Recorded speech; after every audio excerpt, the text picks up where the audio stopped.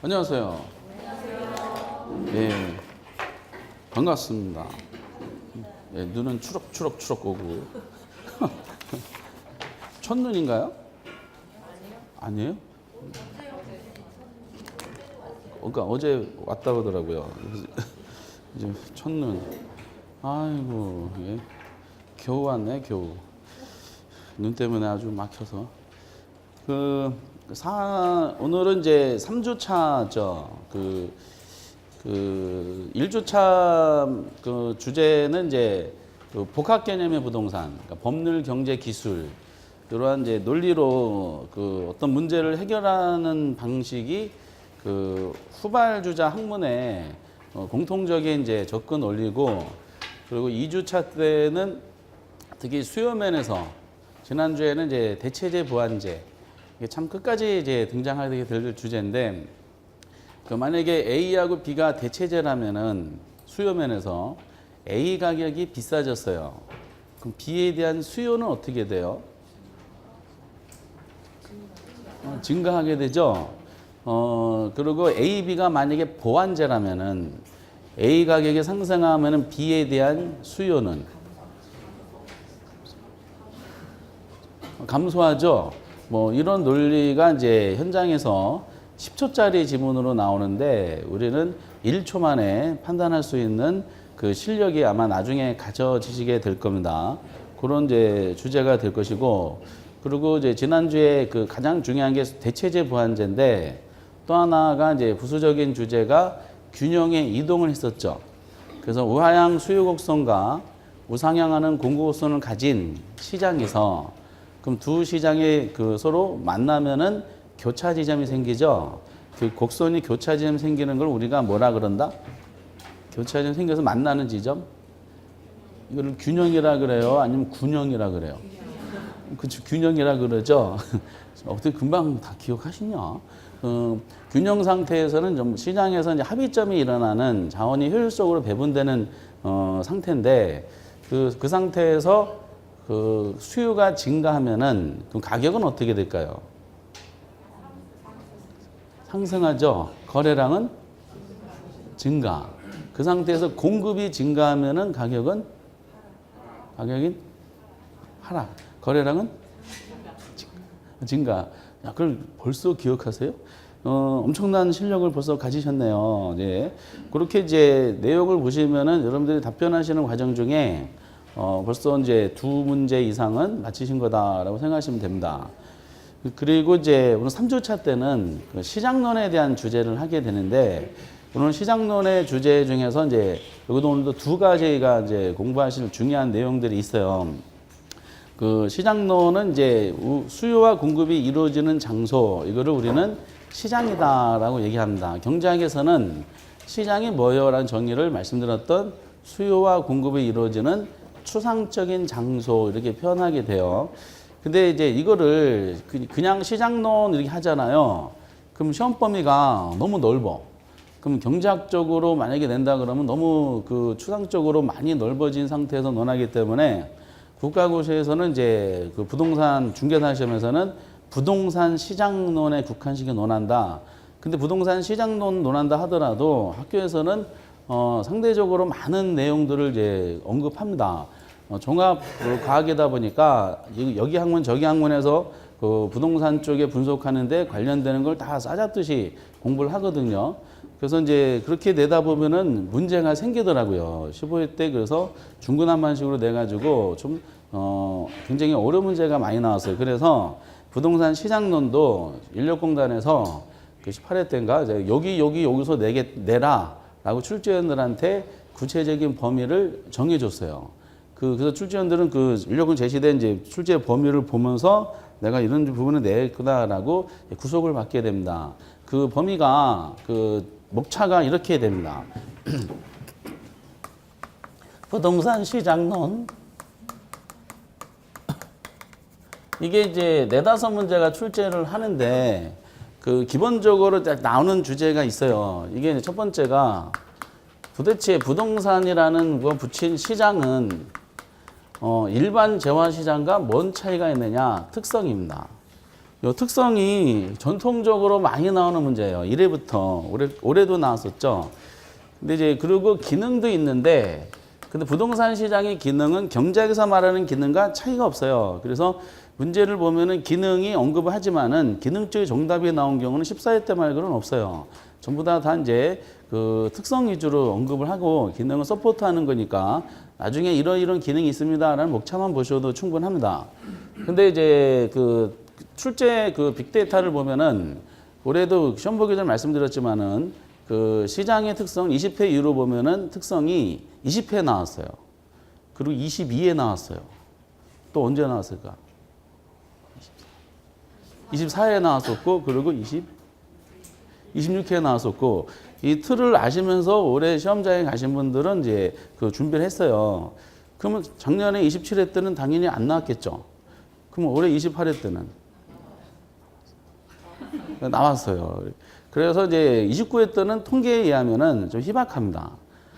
그럼에도 불구하고 시장의 특성이 오늘 주제 중에 첫 번째가 시장의 특성인데 되게 중요한 이유가 이 부동산 시장이 그 일반 재화 시장과 다른 독특한 특성을 언급하는 배경이 우리가 공부를 안 했지만은 입문과정에서는 부동산이 가지는 특성 때문이다라고 합니다. 그래서 부동산 특성에 대한 논리를 할 때 시장의 특성과 접목을 하고 또 이런 부동산 특성이 있기 때문에 정부가 시장에 개입하는 이유가 돼요. 나중에 시험 기출문제 같은 거 보시다 보면은 정책론 문제예요. 정책론 문제인데 거기 부동산 시장의 특성이 언급을 해요. 이런 특성으로 인해서 정부가 시장에 개입할 필요가 있다. 이런 식으로. 그래서 시장의 특성은 부동산 특성과 정책을 통한 정부가 시장에 개입하는 이유와 관계돼 가지고 중간에 있는 내용이다 보니까 출제됐든 안 됐든 관계없이 잡아 놓으셔야 됩니다. 이게 이제 아주 중요한 전통적으로 빈도수가 굉장히 많은 문제고 내용 간단해요. 좀 이따 보시겠지만은. 그리고 이제 또 하나는 이 목차는 안 나와 있던데 우리 목차는 인력공개 목차는 좀 다르던데 그 부동산 시장 하면은 대표적인 부동산을 다루는 시장이죠. 부동산 하면 떠오르는 게 뭐죠? 무슨 뭐가 떠올라? 부동산 하면은 토지가 떠오르지 않아요? 뭐라 그러셨어? 그쵸. 이제 토지 시장이 있을 거 아니야. 근데 또 부동산 중에 저희가 이제 그 생활하는데 굉장히 중요한 부분이 주택이죠. 그래서 주택 시장에 대한 논리가 별도 목차가 있어요. 근데 주택 시장 부분이 매우 좀 단순하게 출제를 하더라고요. 그래서 여기는 없지만은 이제 기회 되면 중간에 나오는 거 한번 보도록 하겠고, 세 번째는 이제 부동산 시장에 참여하는데 어떤 사람은 부동산이 개발된다는 정보를 미리 입수했고 어떤 사람은 TV에 정부가 발표한 걸 보고 그 당시 이제 참여했어요. 그럼 미리 정보를 입수해서 참여한 사람이 나중에 참여한 사람보다 이득을 볼 수 있겠죠. 결과적으로 이득의 차이는 그걸 무슨 차이다? 정보 차이예요, 정보. 정보를 집중적으로 다루는 이론이 있습니다. 주식시장에서 나온 이론을 부동산학에서 차용해가지고 응용한 내용인데 정보 가지고 논하는 부분이 효율적 시장이야. 그래서 이제 작년 같은 경우는 효율적 시장 하나, 주택 시장 하나에서 2개가 나왔었거든요. 근데 올해는 여기가 이제 한 문제밖에 안 나왔어요. 어쨌든 한두 문제가 나옵니다, 여기서. 올해는 이제 시장의 특성과 효율적 시장을 접목시켰는데 정답은 효율적 시장 쪽에서 공부한 지문이 딱 하나 나왔는데 그게 정답이었어요. 근데 효율적 시장이 지금 4년 연속 언급하고 있어요. 그래서 이제 한때 11회부터 자주 나오다가 잠깐 한 7년 정도 공백기 있다가 요즘에 4년 동안 또 계속 나오고 있는 것이 효율적 시장입니다. 이따가 최근에 약간 개념만 설명이 되어 있더라고요. 여기까지는 그래도 다 맞춰요. 무난합니다. 근데 그 다음부터가 이제 만만치 않은데 여기 다음부터 시장론에 제시된 목차 중에서는 외국인들하고 좀 친하셔야 됩니다. 총 13명의 대표적으로 시험에 나온 대표적인 13명의 외국인하고 친하셔야 되더라. 그게 하나가 지대론이라는 게 있어요. 지대가 뭐죠? 땅 가격? 지가는 뭐야, 지가? 지가가 토지 가격이죠. 지대는 토지 사용료를 말합니다. 임대료야, 임대료. 근데 이제 지대가 어떤 성격을 가지고 있느냐가 그 20세기 초반, 그러니까 19세기 말까지 그 유명한 전 세계적으로 이제 3대 그 논쟁이 있었어요. 네, 그중에 가장 유명한 논쟁만 우리 시험에 다루는데 지대가 이제 결국 뭐냐, 수입이냐 아니면 비용이냐 논쟁이 있었대요. 근데 이제 이게 결국 요즘에는 이게 두 가지 성질을 다 가지고 있다라고 보는 게 학문적인 측면인데, 그걸 가지고 19세기로는 우리가 공부하는 겁니다. 이렇게 1800년대 논했던 거를 참 21세기, 19세기 걸 공부하고 있으니 참 그렇죠. 어쨌든 그 지대로는 땅 주인 입장에서는 이게 수입이에요. 그렇죠? 그런데 임차장, 그 당시 소작인 입장에서는 뭐죠? 비용이 되는 거야. 땅 주인한테 지불하는 대가인 비용이 되는 겁니다. 그래서 이게 비용이냐 아니면 수입이냐, 요거 관계돼 가지고 이제 그 논리 전개를 피는데 상당히 많이 나오죠. 이게 갑자기 나오기 시작한 거예요. 시험 범위에 포함된 것이 18회 때부터가 포함됐으니까 그 전에는 한 두 문제밖에 없었어요, 역사적으로. 근데 갑자기 이제 거의 매년 출제되는 파트입니다. 혹시 리카도라는 사람 아세요? 튜넨이라는 사람. 그리고 이제 마르크스라는 사람. 보세요. 작년 27회 때가 마르크스를 불러왔었죠. 그리고 이제 네 번째가 혹시 알론저라는 사람? 마샬이라는 사람? 다 못 들어보셨죠? 마샬 들어보셨어? 맞아. 어떤 마샬 했더니 미용실 하시던데. 마샬에 미용실이 있는 걸 저는 처음 알았어요. 그래요? 미용실이 아니라 유명한 이제 우리 미시경제학의 아버지라는 유명하신 분입니다. 어쨌든 뭐 그런 분이 계시고, 지금 대표적 많은 사람이 있어요. 학교에서는 이제 아담 스미스부터 한 10명 이상을 논하게 되는데, 우리는 대표적으로 하면 5명 정도가 나오더라고요. 올해도 이 중에서 4명이 나왔었죠. 말씀드렸던 것 중에. 그리고 도시 내부 구조론이라고 했어요. 또는 도시 성장 구조론이라고 그랬어요. 작년에 안 나왔고 이게 올해 나왔죠. 우리 유력하라 그랬는데, 다만 이제 도시 내부 구조를 논하는 배경은 우리 도시계획학적으로 도시화라는 개념이 있어요. 도시화라는 것은 특정 지역에 인구들이 증가되는 현상을 도시화라 그래요. 그 인구 규모에 따라서 또 명칭이 좀 달라지긴 하지만은, 어쨌든 이제 특정 지역에 인구들이 막 몰리면은 이 사람들이 그 안에서 이제 생활을 해야 되잖아요. 그래서 상업, 주거, 업무 공간 마련하고 주 공간 마련하고 이런 과정 중에 도시가 점점 성장하면서 그 내부 구조가 이렇게 일어납니다. 그래서 이제 요거를 우리가 공부하는 건데 되게 어려워요. 그래서 나오는 지문은 개념 위주로 아주 간략한 것만 나옵니다. 그래서 더 이상 나올 지문이 없을 정도로 반복이 되고, 올해 나왔던 지문도 기출문제 나온 거 똑같이 나왔어요. 딱 보자마자 이거 이렇게 될 정도예요. 버제스라는 사람 들어본 적 있으세요? 호이트? 해리스와 울만?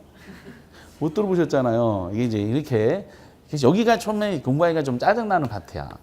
그리고 이제 에이스가 입지론이 나오는데, 입지 개념 뭔지 느낌상 아시고, 대표 두 가지가 있는데, 공허입지론이 있고요. 공허입지론은 거의 출제를 많이 출제를 안 해요. 잠깐 전색이 있다가, 마지막으로 공허입지론은 학문적인 측면에 나오는 것은 24회 때를 마지막으로 안 나오겠지만은, 공입지론도 학문적 두 가지가 있는데, 우리 책은 이제 이따가 베버라는 학자만 잠깐 나오고, 이제 에이스가 상어입지론이야. 상어입지론은 20년 동안에 한 번도 안 빠지고 나오고요. 그 중에서 15회부터 올해까지 그 계산 문제가 11문제가 나왔어요. 근데 11문제가 똑같아. 보자마자. 그래서 어떤 분은 이제 올해는 그렇지 않지만 작년 문제를 7초 만에 문제 풀었다는 분이 계십니다. 수요 공급에서 나오는 계산 문제 다음으로 쉬운 파트가 상어입지론에 나오는 문제입니다. 책에는 언급이 없지만은 상어입지론 어차피 계산 위주로 나오는 주제이기 때문에, 또 계산 논리를 이해하다 보면은 이론에 나오는 건 다 커버가 됩니다. 이따가 이제 계산 구조를 한번 해보도록 하겠어요. 여기도 이제 공입지론 중에서는 베버라는 사람 들어본 적 있으세요? 이제 수능 봤지만 수능에도 나오는 학자가 베버. 그리고 상어입지론 중에 크리스탈러, 레일리, 칼머스, 허프. 다 횡수하죠? 총 지금 몇 명을 말씀드렸어요? 13명을 말씀드렸어요. 이렇게. 인터넷상에서 부동산 학교를 정복하려면 외국인들은 몇 명 알아야 됩니까? 라는 누가 이제 저한테 보여준 경우가 있더라고요. 이렇게 많이 알아야 돼. 거기 30 몇 명이 적혀 있더라고요. 정신 나갔다 그랬어요. 그거 어떻게 외국인들이 그냥 13명만 아시면 돼요. 그래서 이제 다시 지대론, 리카도, 튜넨, 마르크스, 그리고 알론조, 그리고 마샬, 그리고 버제스, 허이트, 해리술만, 베버, 크리스탈로, 레일리, 캔버스, 허프 이런 식으로 해서 언급이 돼야 됩니다. 그 파트가 3문제에서 4문제가 출제가 됩니다. 이렇게. 근데 제가 단언하건대 여러분들이 이걸 꾸준하게만 하시면은 여기 시장론에 대한 문제는 효자 노릇합니다. 이게 금방 풀어요. 이게 한 5문제 나오면은 만약에 연습이 되면 5문제 푸는데 한 2분 30초면 풀어요. 현실적으로 계산 문제 나온다 하더라도.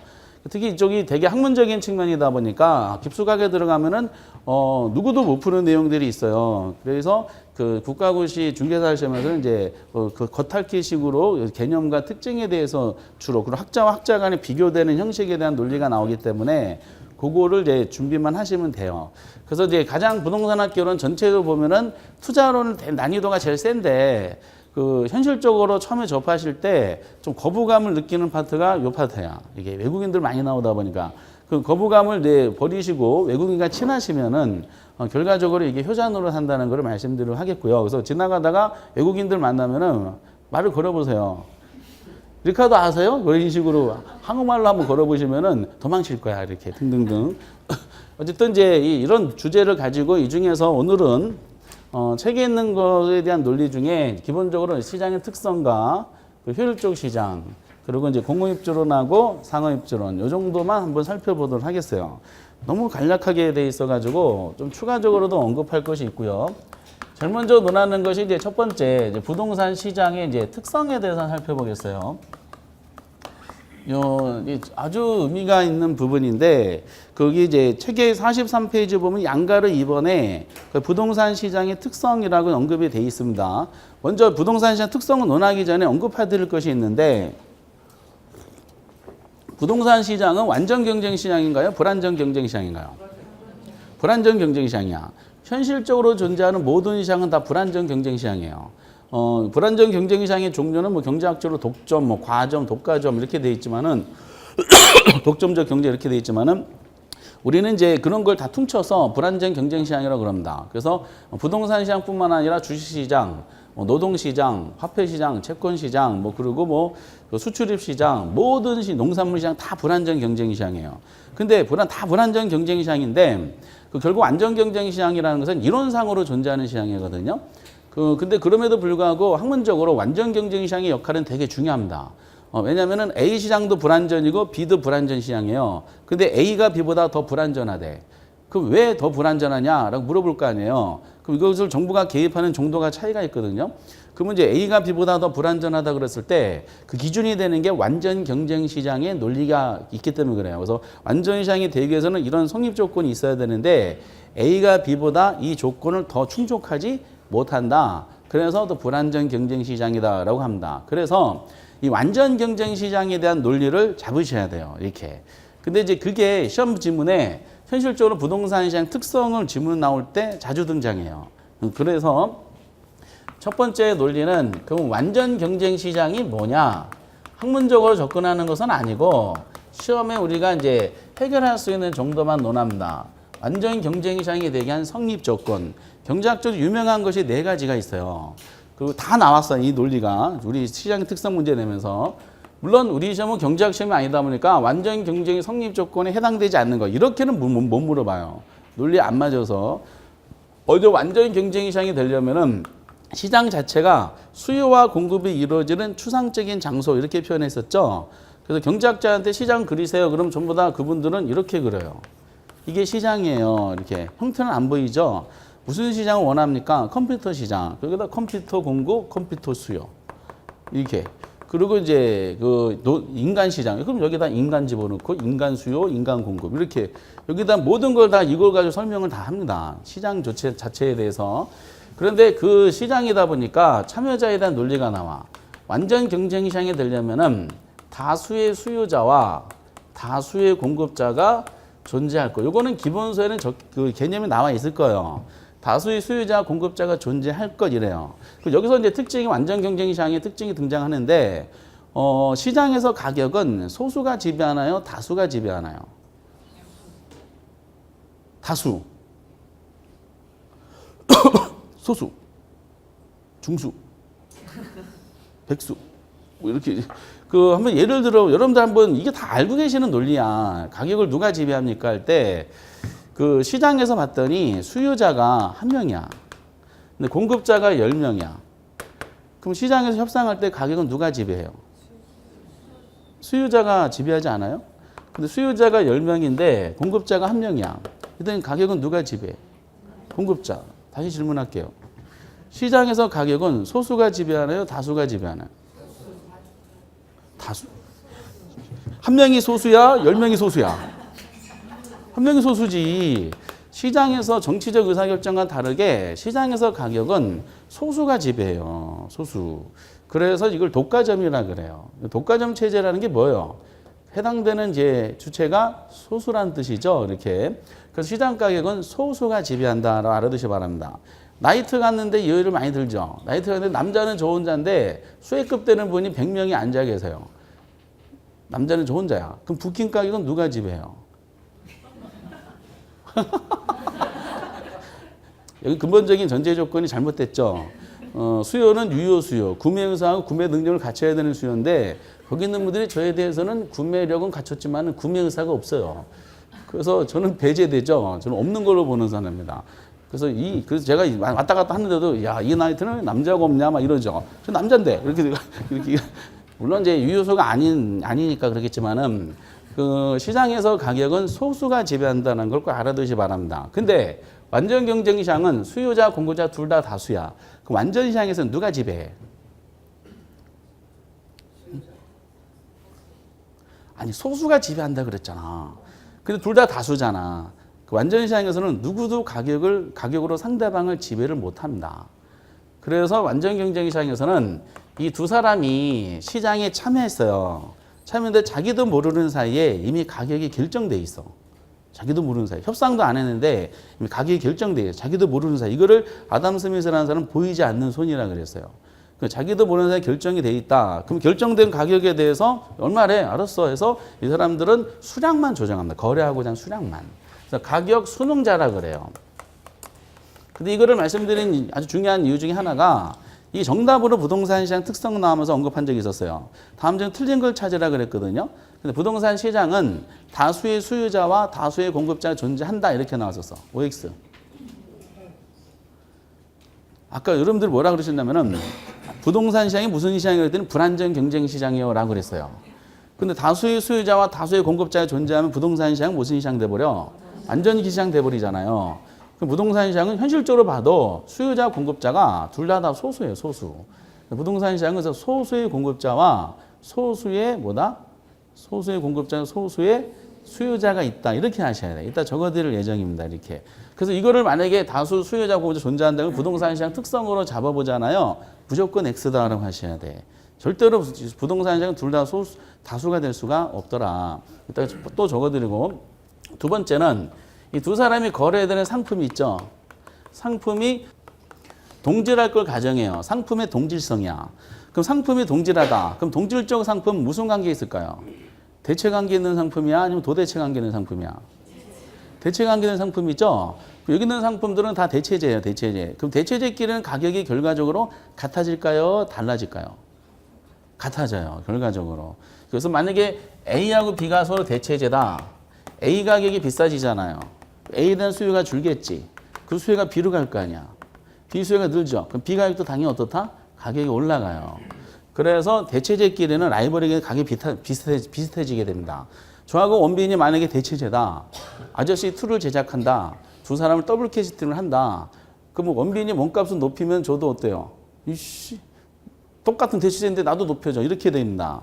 그래서 이제 안전 경쟁이 거래되는 상품은 동질적인 상품이라 가정하고 상품이 동질적이면 대체제가 형성이 되기 때문에 결과적으로 가격은 똑같아지더라. 그래서 이거를 일물일가의 법칙이라고 그럽니다. 나중에 이거 개별성할 때 참 자주 나오는 지문이에요. 일물일가의 법칙이 하나의 물건의 하나의 가격이라는 뜻이야. 만약에 지구촌 시장이 냉장고 시장이 지구촌 시장에서 완전 경쟁 시장이다.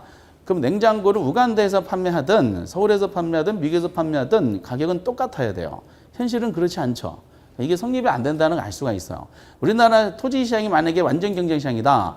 땅 한 평이 부산에서 팔든 저기 충남부에서 팔든 강남에서 팔든 가격이 어떻게 돼요? 똑같아야 돼. 근데 현실은 그렇지가 않구나. 나중에는 인문일과 법칙이 부동산 시장은 적용이 안 돼. 왜 그러냐를 이제 부동산 특성으로 이제 접목이 됩니다. 이걸 반대말로 쓰게 될 거예요. 이건 특성이 자주 나오고, 이제 세 번째가 이제 그 시장 특성에서 언급되는데, 완전 경쟁 시장에서는 시장 완전 경쟁 시장이 됩니다. 시장의 진퇴, 진입이고 나가는 거죠. 진입과 퇴거. 진퇴가 어떻다? 자유로운 것이 완전 경쟁 시장이야. 근데 진퇴가 자유롭기 위해서는 또 이게 성립되기 위한 유명한 조건이 있는데, 그 완전 경쟁 시장에서 진퇴가 자유로우려면은 거래되는 상품 있죠. 상품의 가격이 싸다라고 가정해요. 가격이 싸다고 가정하기 때문에 그 시장에 참여하는 소유자들은 이미 다 구매력을 갖췄어요. 뭐만 표출하면 바로 시장에 들어갈 수 있어. 구매 의사만 표출은 바로 들어갈 수가 있어요. 그리고 완전 경쟁 시장에서는 정부의 간섭이 전혀 존재하지 않습니다. 우리가 공부하시는 부동산 공법 체계라는 것이 이 당시는 존재할 수가 없어. 완전 시장 논리에서는 정부는 전혀 시장에 건드리면 안 되더라. 이런 논리. 이 두 가지가 성립이 돼 부동산 시장은 아니죠. 이것도 이제 두 가지가 종종 나오는데 올해도 아마 지문이 나왔던 것 같아요.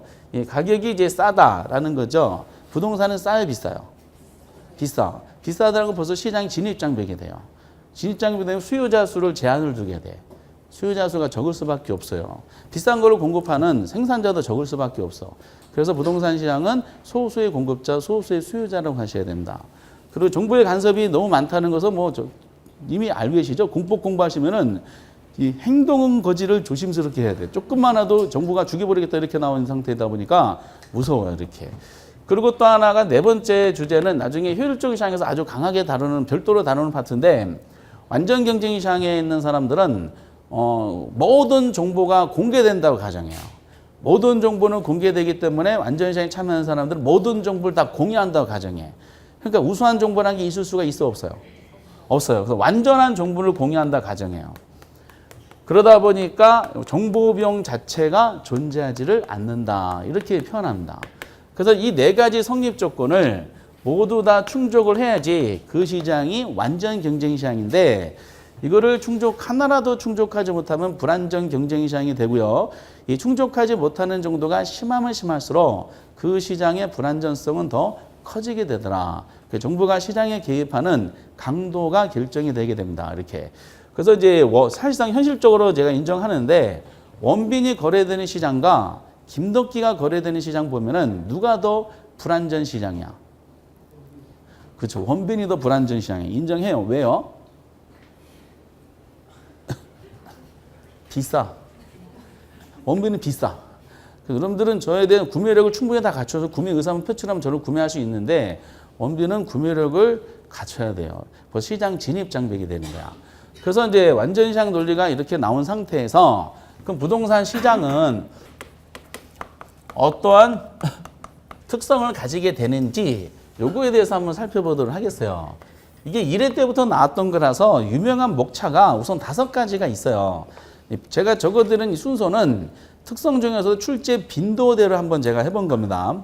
첫 번째 논리인데, 우리 시장 거의 43페이지 보면은 이제 양가로 이번에 부동산 시장의 특성 이렇게 되어 있잖아요. 근데 이제 그 내용상으로 보면은 뭐부터 하시면 그 다음 페이지에 방가로 3번부터 하셔야 돼요. 그 시장의 국지성이라는 게 있어요. 시장 국지성. 이것은 무슨 말인가요? 부동산 시장은 지역적으로 국한시켜 형성된다는 거죠. 지역 국한된다는 뜻이야. 그래서 이제 부동산 시장은 시장의 국지성 또는 지역성 이렇게 표현합니다. 요것이 지문이 제일 많은데, 물론 1회 때처럼 시장의 특성에 대한 설명이다 틀린 거 해놓고 시장의 국지성을 직접적으로 단어를 언급하는 경우도 있지만은, 요즘에는 이런 단어를 하나로만 표현하지 않고 시장의 국지성이라는 걸 아느냐를 이해하기 위한 지문풀이가 쭉 나오는 겁니다. 이렇게. 유명한 것만 잠깐 적어볼게요. 그래서 이제 우선 관련되는 이제 부동산 특성은 우리가 특성 안 했지만 느낌상 아실 거야. 먼저 부동성 때문이다라는 논리가 나와요. 부동성. 부동성이 무슨 뜻이죠? 움직이지 못한다는 뜻이죠. 움직이지 못하는 부동산들끼리 특정 지역에서 하나의 특징을 이제 유발시키죠. 이게 부동산 시장의 국지성이다라고 설명하는 겁니다. 근데 이제 부동성을 옛날에 부중성을 연결시킨 적도 있었고, 결과적으로 부동산 시장은 움직이지 못하고 지역성, 국지성이다 보니까 지역 시장별로 시장의 분화 현상이 나타납니다. 시장의 분화라는 말은 이제 뭐죠? 시장이 점점 세분화된다는 뜻이야. 그래서 우리가 부동산 시장도 뭐 서울 부동산 시장, 부산 부동산 시장 다르죠. 그리고 서울 부동산 시장도 구별로 다르잖아요. 양천구, 노원구, 뭐 강남구 이런 식으로 같은 구에서도 또 동별로 달라지죠. 점점 시장이 세분화되면은 시장이 점점 부분 시장화 된다. 뭐 이렇게까지 연결을 시키는 경우가 있더라고요. 이렇게. 그리고 이제 제일 언급을 많이 하는 부분 중에 하나가 뭐냐면은 옛날에 이제 부동산 시장은 뭐로 인하여 지역 시장별로 이것만 쓰고요. 지역 시장별로 초과 수요 현상과 초과 공급 현상을 지속시킨다. 이렇게 나왔었어요. 근데 여기서 이제 초과 수요가 나타나는 지역 있죠. 그 지역은 가격이 어떻게 돼요? 올라가지. 초과 공급이 나타나는 지역은 가격이 내려가지. 이게 완전 경쟁 시장이라 그러면은 결국 균형을 찾아갑니다. 그렇죠? 우리 그림상으로 초과 수요, 초과 공급 그림이 나오죠. 초과 공급은 균형보다 높은 상태예요, 낮은 상태예요? 초과 공급은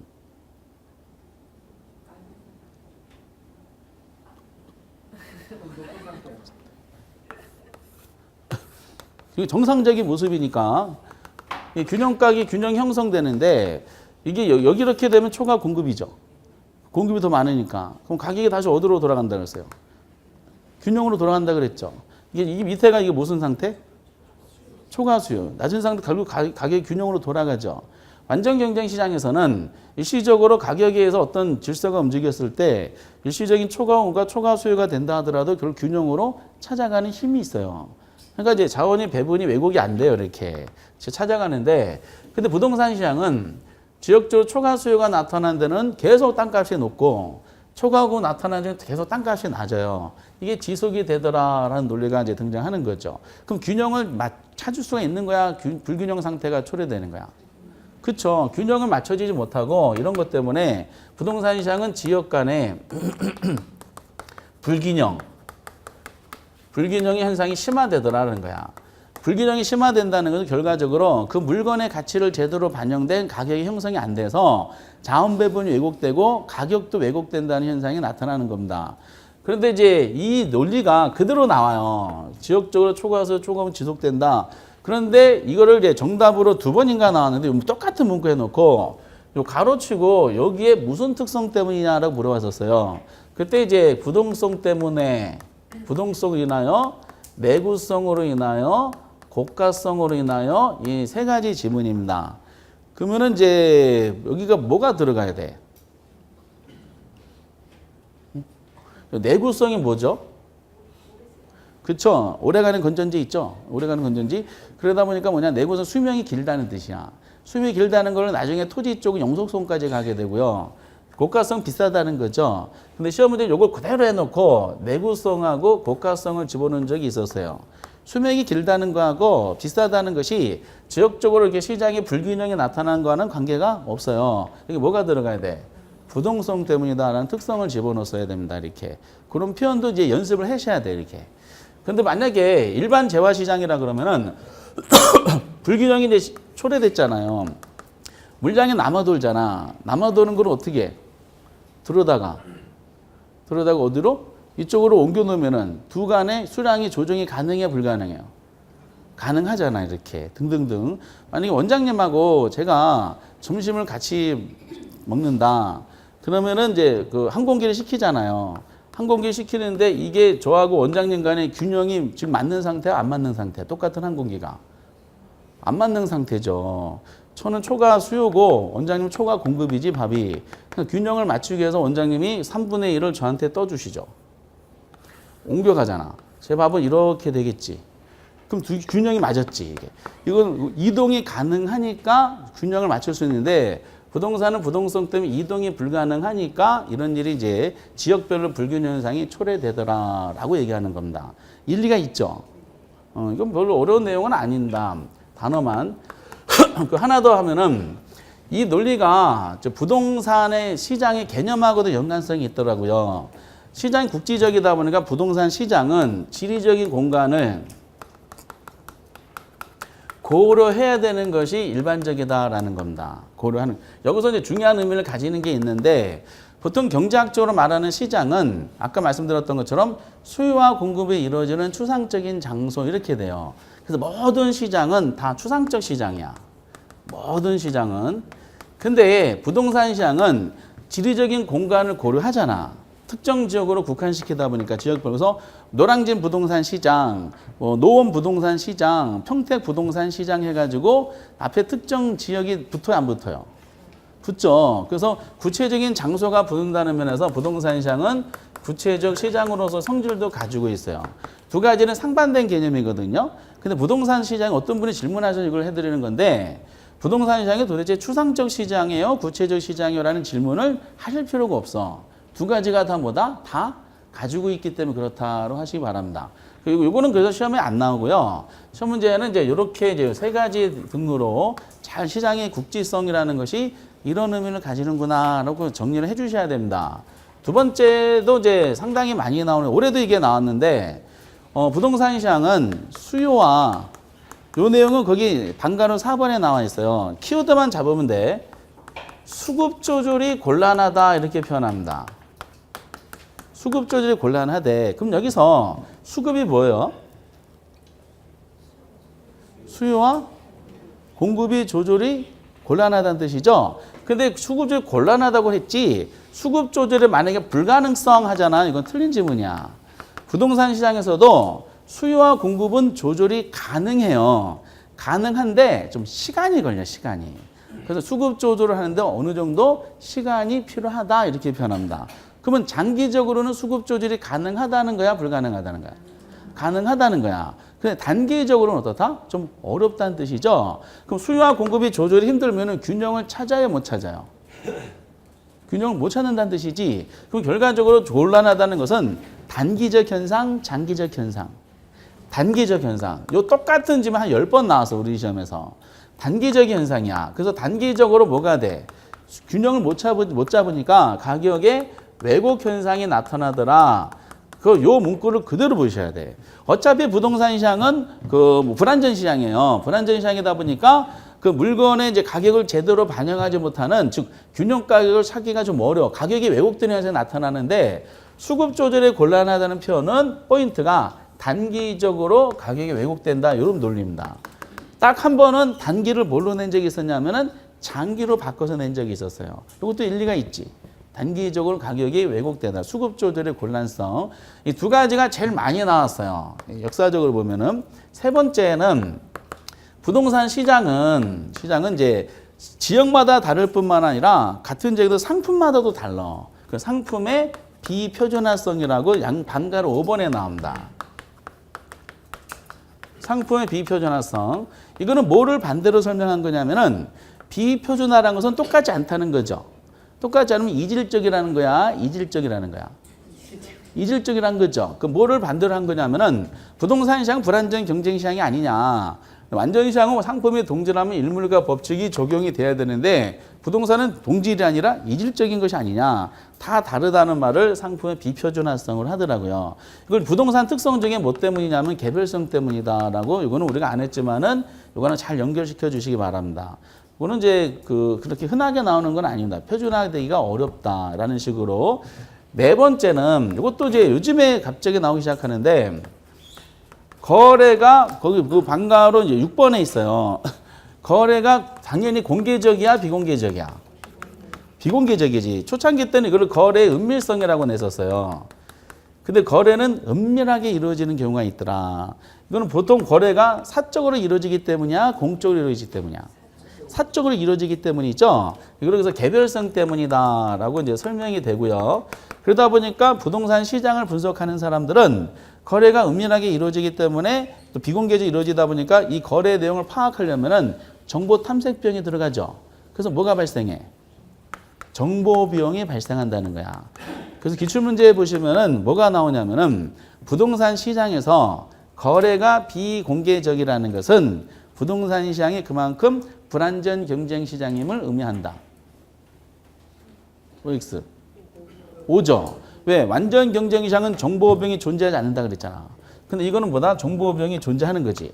그만큼 자원 배분도 왜곡되고 또 뭐죠? 가격도 왜곡되더라라는 거야. 이건 올해도 나왔어요. 거래 비공개성. 그래서 근데 이제 옛날에는 은밀성으로 냈는데 은밀하게 이루어진다라는 표현이 어감이 안 좋은가 봐. 그래서 어느 순간부터 우리 시험 비공개적으로 했는데 작년 2016년도에 감정평가사업 시험 부동산학 개론에 거기서는 거래의 은밀성으로 냈더라고요. 아, 저는 비공개적으로 은밀성이란 말이 더 마음에 들어. 부동산은 좀 은밀하게 거래되는 맛이 있어야 되죠.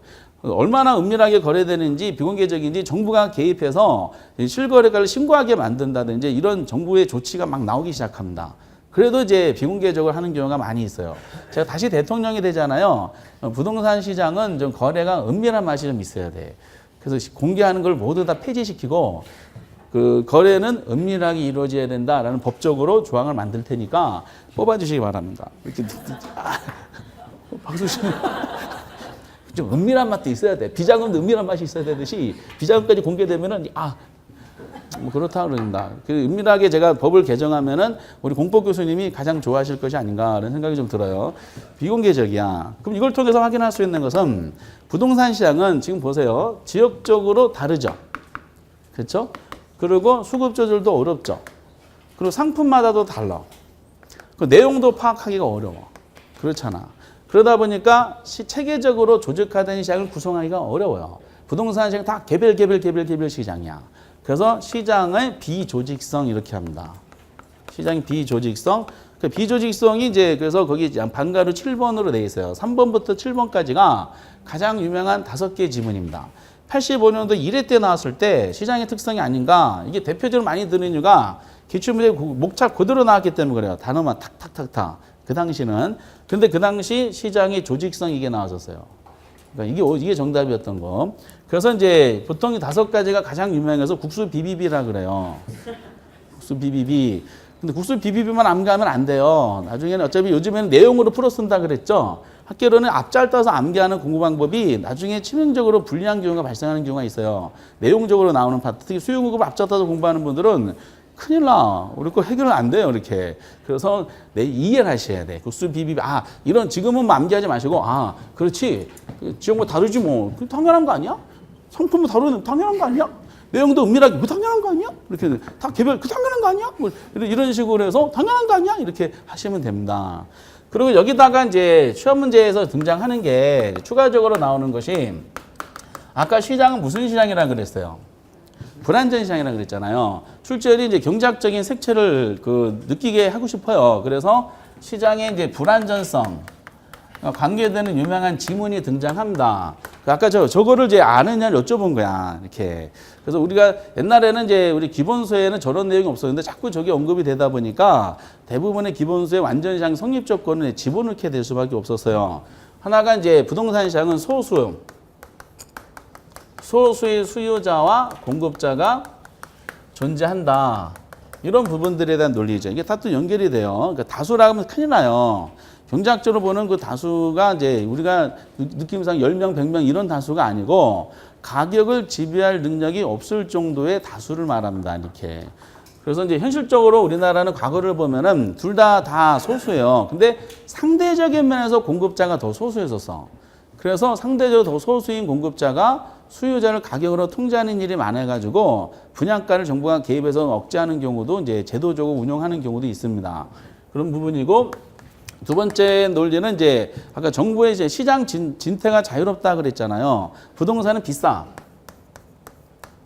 부동산은 고가성이라 그럴까요? 비싸다는 거죠. 비싸기 때문에 대출이 필요해 안 필요해?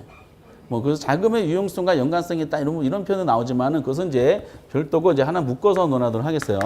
그 정부의 간섭이 전혀 없는 게 부동산 완전 경쟁 시장이라 그랬죠. 완전 경쟁 시장. 근데 현실적 부동산 시장은 정부의 간섭이 많아요, 심해요.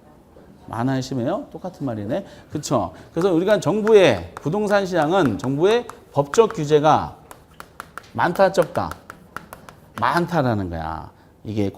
그래서 이것도 올해 나왔었죠. 올해 지문 보면은 여기도 나오지만은 부동산 시장의 특성을 물어보면서 공적인 사적인 규제가 많다라는 식으로 표현했었어요. 다 가격을 왜곡시켜. 그리고 네 번째 논리가 그 마지막에 나오는 거 여기 아까 적어드린 했지만은 부동산 시장은 정보병이 존재해요, 존재하지 않아요? 존재한다는 거야. 이렇게 존재하더라. 그런데 지금 요 세 가지는 한번 잘 보세요. 결과적으로 요 세 가지는 결국 뭐로 이제 규정시킬까? 한꺼번에 이제 시험에 나온 걸 제가 다 말씀드려 볼게요. 부동산 시장은 고가성으로 인하여 부동산 시장에서 정부의 법적 규제가 많다는 것은 부동산 시장의 뭐 거래 비공개성으로 결과적으로 정보호병이 존재한다는 것은 전부 다 뭐로 마무리 지는 지문으로 완성될까요? 결국 부동산 시장은 무슨 시장이다? 불안전 경쟁 시장이다. 라는 거를 의미하게 된다. 이렇게 연결시켜요, 이렇게. 그래서 이제 이게 주된 내용이지만은 올해도 보신 것처럼 이런 표현들이 자주 등장하게 되더라라는 거죠. 결국 부동산 시장은 불안전 경쟁 시장의 성격을 갖는 걸로 규착을 시키게 됩니다. 그래서 이제 이게 말씀드렸듯이 지금 약간 언급해드리긴 했지만은 이제 부동산 특성하고도 관계되고 나중에 이제 정책적인 내용과도 관련되는 부분이기 때문에 이 국수 BBB에 대한 논리하고 그리고 이런 시장의 불안전 시장을 만드는 내용을 설명할 때 이걸 암기하는 것이 아니라 요 구조를 어느 정도 완전 시장 이런 논리구나 해놓고 부동산은 적용이 안 되지 하다 보면 자연스럽게 이게 내 것이 되는 겁니다. 그래서 이제 되게 중요한 주제다라고 보시고 45페이지 양가로 3번의 부동산 시장 기능에 대해서는 안 보셔도 돼요. 이건 나중에 기본서에서 목차 이런 게 있습니다라고 말씀만 드리면 되겠습니다. 오늘 나눠드릴 문제 있죠?